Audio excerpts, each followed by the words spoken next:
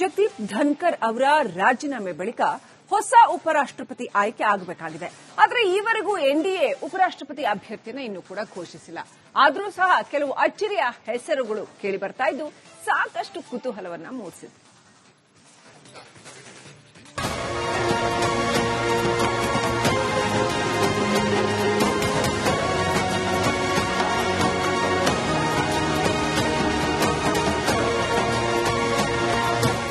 ಉಪರಾಷ್ಟ್ರಪತಿ ಜಗದೀಪ್ ಧನ್ಕರ್ ರಾಜೀನಾಮೆ ಬೆನ್ನಲ್ಲೇ ರಾಜಕೀಯದಲ್ಲಿ ಮಹತ್ವದ ಬೆಳವಣಿಗೆಗಳು ಆಗ್ತಿವೆ.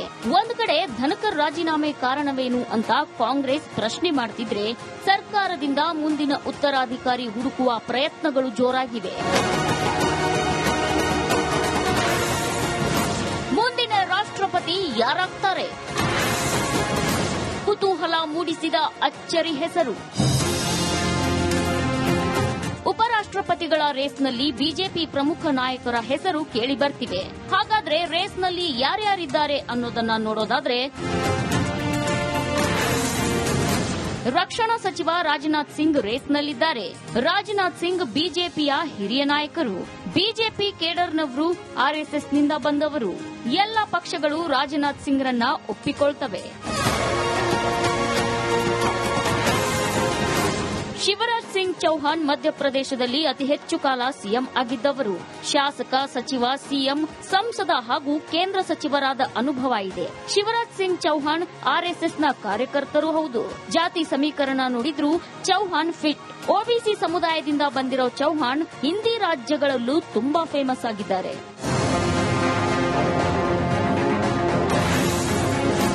ಇನ್ನ ಕೇಂದ್ರದ ಮಾಜಿ ಸಚಿವ ರವಿಶಂಕರ್ ಪ್ರಸಾದ್ ಕೂಡ ರೇಸ್ನಲ್ಲಿದ್ದಾರೆ. ರವಿಶಂಕರ್ ಪ್ರಸಾದ್ 19 ವರ್ಷದಿಂದ ಸಂಸದರಾಗಿದ್ದಾರೆ. ಕೇಂದ್ರದಲ್ಲಿ ರಾಜ್ಯ ಮತ್ತು ಕ್ಯಾಬಿನೆಟ್ ಸಚಿವರೂ ಆಗಿದ್ದಾರೆ. ಬೇರೆ ಪಕ್ಷಗಳ ನಾಯಕರ ಜೊತೆಗೂ ಉತ್ತಮ ಸಂಬಂಧ ಹೊಂದಿದ್ದಾರೆ. ಬಿಜೆಪಿ ಓರ್ವ ಮುಸ್ಲಿಮರನ್ನು ಉಪರಾಷ್ಟ್ರಪತಿ ಮಾಡಬಹುದು. ಮೋದಿ ಸರ್ಕಾರದಲ್ಲಿ ಮುಸ್ಲಿಮರಿಗೆ ದೊಡ್ಡ ಸ್ಥಾನ ಸಿಕ್ಕಿಲ್ಲ. ಹೀಗಾಗಿ ಆರಿಫ್ ಬಿಜೆಪಿಯ ಮಾಸ್ಟರ್ ಸ್ಟ್ರೋಕ್ ಆಗಬಹುದು. ಬಿಹಾರ ರಾಜ್ಯಪಾಲ ಆರಿಫ್ ಮೊಹಮ್ಮದ್ ಖಾನ್ ಕೂಡ ಉಪರಾಷ್ಟ್ರಪತಿ ರೇಸ್ನಲ್ಲಿದ್ದಾರೆ.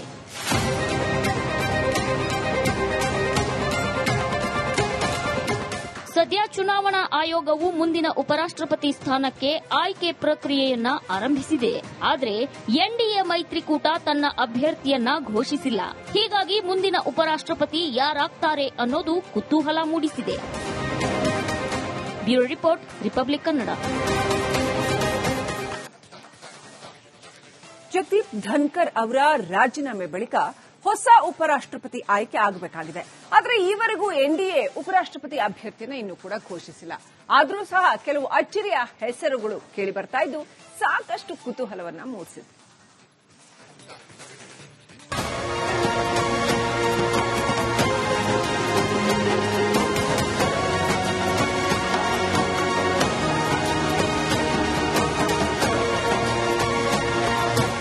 ಉಪರಾಷ್ಟ್ರಪತಿ ಜಗದೀಪ್ ಧನ್ಕರ್ ರಾಜೀನಾಮೆ ಬೆನ್ನಲ್ಲೇ ರಾಜಕೀಯದಲ್ಲಿ ಮಹತ್ವದ ಬೆಳವಣಿಗೆಗಳು ಆಗ್ತಿವೆ. ಒಂದು ಕಡೆ ಧನ್ಕರ್ ರಾಜೀನಾಮೆ ಕಾರಣವೇನು ಅಂತ ಕಾಂಗ್ರೆಸ್ ಪ್ರಶ್ನೆ ಮಾಡುತ್ತಿದ್ರೆ, ಸರ್ಕಾರದಿಂದ ಮುಂದಿನ ಉತ್ತರಾಧಿಕಾರಿ ಹುಡುಕುವ ಪ್ರಯತ್ನಗಳು ಜೋರಾಗಿವೆ. ಮುಂದಿನ ರಾಷ್ಟ್ರಪತಿ ಯಾರಾಗ್ತಾರೆ? ಕುತೂಹಲ ಮೂಡಿಸಿದ ಅಚ್ಚರಿ ಹೆಸರು. ಉಪರಾಷ್ಟ್ರಪತಿಗಳ ರೇಸ್ನಲ್ಲಿ ಬಿಜೆಪಿ ಪ್ರಮುಖ ನಾಯಕರ ಹೆಸರು ಕೇಳಿ ಬರ್ತಿವೆ. ಹಾಗಾದ್ರೆ ರೇಸ್ನಲ್ಲಿ ಯಾರ್ಯಾರಿದ್ದಾರೆ ಅನ್ನೋದನ್ನ ನೋಡೋದಾದ್ರೆ, ರಕ್ಷಣಾ ಸಚಿವ ರಾಜನಾಥ್ ಸಿಂಗ್ ರೇಸ್ನಲ್ಲಿದ್ದಾರೆ. ರಾಜನಾಥ್ ಸಿಂಗ್ ಬಿಜೆಪಿಯ ಹಿರಿಯ ನಾಯಕರು. ಬಿಜೆಪಿ ಕೇಡರ್ನವರು, ಆರ್ಎಸ್ಎಸ್ನಿಂದ ಬಂದವರು. ಎಲ್ಲ ಪಕ್ಷಗಳು ರಾಜನಾಥ್ ಸಿಂಗ್ರನ್ನ ಒಪ್ಪಿಕೊಳ್ತವೆ. ಶಿವರಾಜ್ ಸಿಂಗ್ ಚೌಹಾಣ್ ಮಧ್ಯಪ್ರದೇಶದಲ್ಲಿ ಅತಿ ಹೆಚ್ಚು ಕಾಲ ಸಿಎಂ ಆಗಿದ್ದವರು. ಶಾಸಕ, ಸಚಿವ, ಸಿಎಂ, ಸಂಸದ ಹಾಗೂ ಕೇಂದ್ರ ಸಚಿವರಾದ ಅನುಭವ ಇದೆ. ಶಿವರಾಜ್ ಸಿಂಗ್ ಚೌಹಾಣ್ ಆರ್ಎಸ್ಎಸ್ನ ಕಾರ್ಯಕರ್ತರೂ ಹೌದು. ಜಾತಿ ಸಮೀಕರಣ ನೋಡಿದ್ರೂ ಚೌಹಾಣ್ ಫಿಟ್. ಒಬಿಸಿ ಸಮುದಾಯದಿಂದ ಬಂದಿರೋ ಚೌಹಾಣ್ ಹಿಂದಿ ರಾಜ್ಯಗಳಲ್ಲೂ ತುಂಬಾ ಫೇಮಸ್ ಆಗಿದ್ದಾರೆ.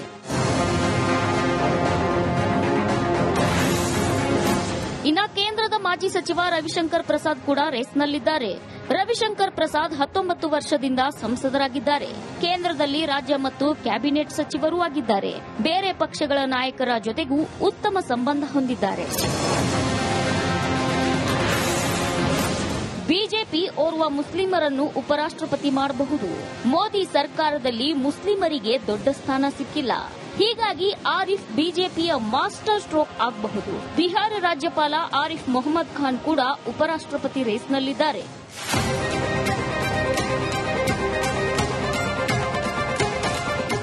ಸದ್ಯ ಚುನಾವಣಾ ಆಯೋಗವು ಮುಂದಿನ ಉಪರಾಷ್ಟ್ರಪತಿ ಸ್ಥಾನಕ್ಕೆ ಆಯ್ಕೆ ಪ್ರಕ್ರಿಯೆಯನ್ನ ಆರಂಭಿಸಿದೆ.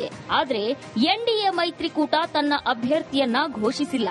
ಹೀಗಾಗಿ ಮುಂದಿನ ಉಪರಾಷ್ಟ್ರಪತಿ ಯಾರಾಗ್ತಾರೆ ಅನ್ನೋದು ಕುತೂಹಲ ಮೂಡಿಸಿದೆ. Bureau report, republic Kannada. Jagdeep Dhankhar ಅವರ ರಾಜೀನಾಮೆ ಬಳಿಕ ಹೊಸ ಉಪರಾಷ್ಟ್ರಪತಿ ಆಯ್ಕೆ ಆಗಬೇಕಾಗಿದೆ. ಆದರೆ ಈವರೆಗೂ ಎನ್ಡಿಎ ಉಪರಾಷ್ಟ್ರಪತಿ ಅಭ್ಯರ್ಥಿಯನ್ನು ಇನ್ನೂ ಕೂಡ ಘೋಷಿಸಿಲ್ಲ. ಆದರೂ ಸಹ ಕೆಲವು ಅಚ್ಚರಿಯ ಹೆಸರುಗಳು ಕೇಳಿ ಬರ್ತಾ ಇದ್ದು ಸಾಕಷ್ಟು ಕುತೂಹಲವನ್ನ ಮೂಡಿಸಿದೆ.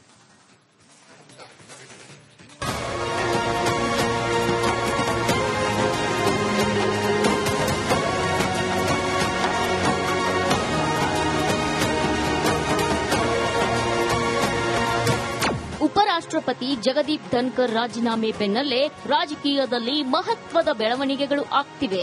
ಒಂದು ಕಡೆ ಧನ್ಕರ್ ರಾಜೀನಾಮೆ ಕಾರಣವೇನು ಅಂತ ಕಾಂಗ್ರೆಸ್ ಪ್ರಶ್ನೆ ಮಾಡುತ್ತಿದ್ರೆ, ಸರ್ಕಾರದಿಂದ ಮುಂದಿನ ಉತ್ತರಾಧಿಕಾರಿ ಹುಡುಕುವ ಪ್ರಯತ್ನಗಳು ಜೋರಾಗಿವೆ. ಮುಂದಿನ ರಾಷ್ಟ್ರಪತಿ ಯಾರಾಗ್ತಾರೆ? ಕುತೂಹಲ ಮೂಡಿಸಿದ ಅಚ್ಚರಿ ಹೆಸರು. ಉಪರಾಷ್ಟ್ರಪತಿಗಳ ರೇಸ್ನಲ್ಲಿ ಬಿಜೆಪಿ ಪ್ರಮುಖ ನಾಯಕರ ಹೆಸರು ಕೇಳಿ ಬರ್ತಿವೆ. ಹಾಗಾದ್ರೆ ರೇಸ್ನಲ್ಲಿ ಯಾರ್ಯಾರಿದ್ದಾರೆ ಅನ್ನೋದನ್ನ ನೋಡೋದಾದ್ರೆ, ರಕ್ಷಣಾ ಸಚಿವ ರಾಜನಾಥ್ ಸಿಂಗ್ ರೇಸ್ನಲ್ಲಿದ್ದಾರೆ. ರಾಜನಾಥ್ ಸಿಂಗ್ ಬಿಜೆಪಿಯ ಹಿರಿಯ ನಾಯಕರು. ಬಿಜೆಪಿ ಕೇಡರ್ನವರು, ಆರ್ಎಸ್ಎಸ್ನಿಂದ ಬಂದವರು. ಎಲ್ಲ ಪಕ್ಷಗಳು ರಾಜನಾಥ್ ಸಿಂಗ್ರನ್ನ ಒಪ್ಪಿಕೊಳ್ತವೆ. ಶಿವರಾಜ್ ಸಿಂಗ್ ಚೌಹಾಣ್ ಮಧ್ಯಪ್ರದೇಶದಲ್ಲಿ ಅತಿ ಹೆಚ್ಚು ಕಾಲ ಸಿಎಂ ಆಗಿದ್ದವರು. ಶಾಸಕ, ಸಚಿವ, ಸಿಎಂ, ಸಂಸದ ಹಾಗೂ ಕೇಂದ್ರ ಸಚಿವರಾದ ಅನುಭವ ಇದೆ. ಶಿವರಾಜ್ ಸಿಂಗ್ ಚೌಹಾಣ್ ಆರ್ಎಸ್ಎಸ್ನ ಕಾರ್ಯಕರ್ತರೂ ಹೌದು. ಜಾತಿ ಸಮೀಕರಣ ನೋಡಿದ್ರೂ ಚೌಹಾಣ್ ಫಿಟ್. ಒಬಿಸಿ ಸಮುದಾಯದಿಂದ ಬಂದಿರೋ ಚೌಹಾಣ್ ಹಿಂದಿ ರಾಜ್ಯಗಳಲ್ಲೂ ತುಂಬಾ ಫೇಮಸ್ ಆಗಿದ್ದಾರೆ.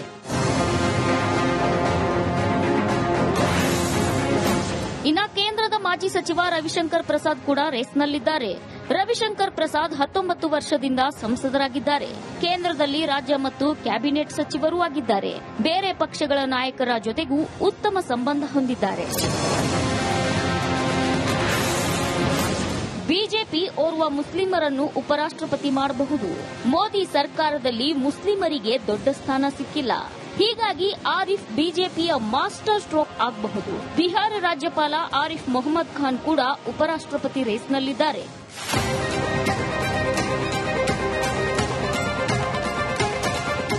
ಸದ್ಯ ಚುನಾವಣಾ ಆಯೋಗವು ಮುಂದಿನ ಉಪರಾಷ್ಟ್ರಪತಿ ಸ್ಥಾನಕ್ಕೆ ಆಯ್ಕೆ ಪ್ರಕ್ರಿಯೆಯನ್ನ ಆರಂಭಿಸಿದೆ. ಆದರೆ ಎನ್ಡಿಎ ಮೈತ್ರಿಕೂಟ ತನ್ನ ಅಭ್ಯರ್ಥಿಯನ್ನ ಘೋಷಿಸಿಲ್ಲ. ಹೀಗಾಗಿ ಮುಂದಿನ ಉಪರಾಷ್ಟ್ರಪತಿ ಯಾರಾಗ್ತಾರೆ ಅನ್ನೋದು ಕುತೂಹಲ ಮೂಡಿಸಿದೆ. Bureau report, republic Kannada.